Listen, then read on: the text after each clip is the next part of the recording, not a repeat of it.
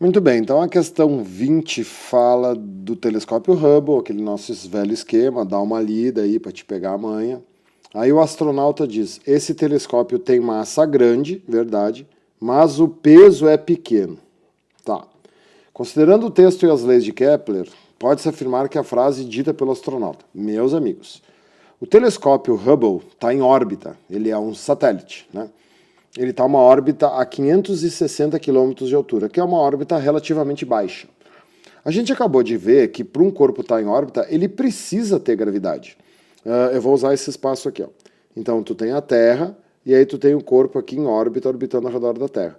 É claro que a gravidade nesse ponto não vai valer 10 metros por segundo ao quadrado, ele está mais longe, né? Para valer 10, ele tem que estar na superfície da Terra. A gente viu ali que conforme tu vai te afastando da superfície, o valor da gravidade vai diminuindo. Só que ela não diminui a ponto de zerar, né, a ponto de ficar bem pequena.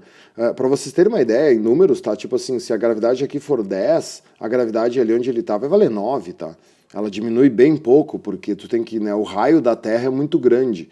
Então a frase do cara tá errada, o peso dele não é pequeno, o peso dele é grande. Ele que não sente o peso porque eles estão com acelerações iguais.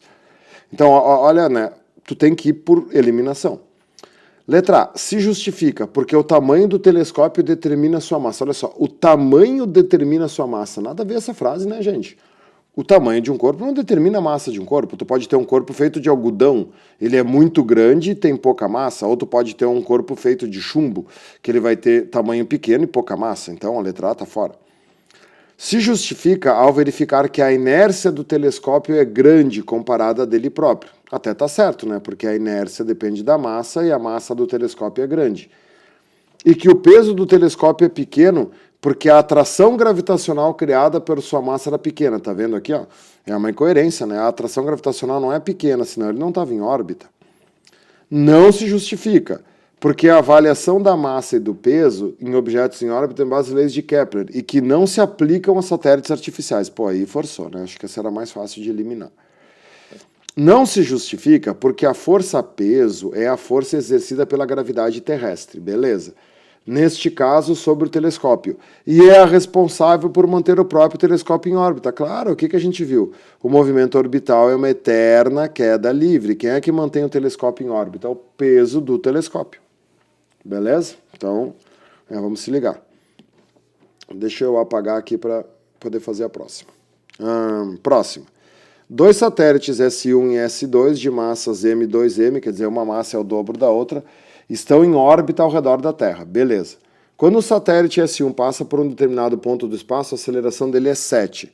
Qual será a aceleração do S2 quando ele passar pelo mesmo ponto? A mesma, né, gente? Porque a aceleração do satélite é a gravidade. Qual é a fórmula da gravidade que a gente viu? É a constante g vezes a massa da Terra dividido pela distância ao quadrado.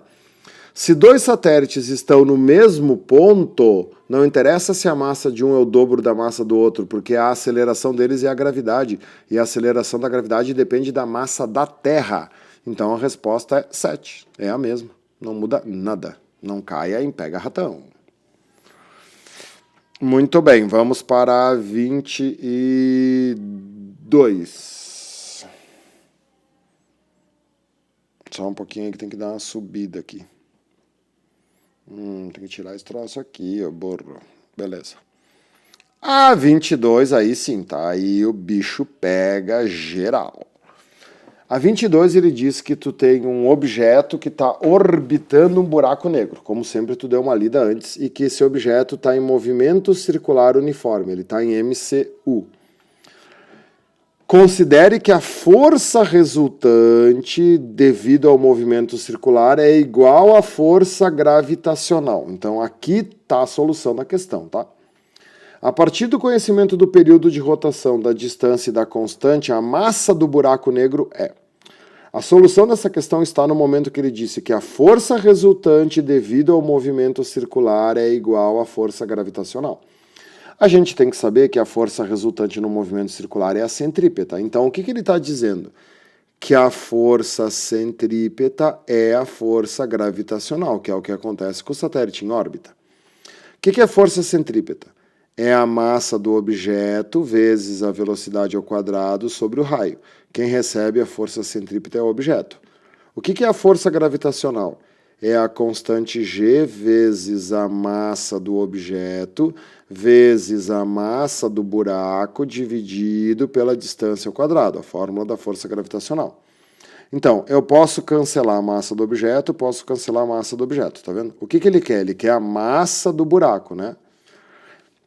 Então, o que eu tenho que ver mais aqui também? Nessa fórmula aqui, ó, a distância d é a distância que separa o centro dos corpos. Nesse caso, a distância que separa o centro dos corpos, essa distância vai ser o próprio raio da curva. Porque quando o objeto está em órbita, vou fazer aqui, ó, tu tem a Terra, né, imagina um buraco negro aqui, um objeto orbitando aqui o buraco negro, né? Então esse objeto aqui, né, a distância entre o centro do buraco e o centro do objeto nada mais é do que o raio da órbita. Então eu posso cancelar esse quadrado com esse raio aqui, né, e substituir o d por r. Então a massa do buraco, esse d sobe multiplicando ali, né? Então a massa do buraco vai ser a velocidade ao quadrado vezes o raio da órbita dividido pela constante g. Essa é a massa do buraco, né? Se a resposta fosse essa, já seria uma questão difícil. Mas ele não quer a resposta assim. Tu tá vendo todas as respostas? O que não tem nas respostas? Velocidade. Ele sumiu com a velocidade. Ele disse que o movimento é circular uniforme, é um MCU. Como é que se calcula a velocidade no MCU? 2πr vezes a frequência sobre o período. Então eu tenho que pegar esse 2πr e colocar aqui, né? Quando eu coloco aqui, é tudo elevado ao quadrado.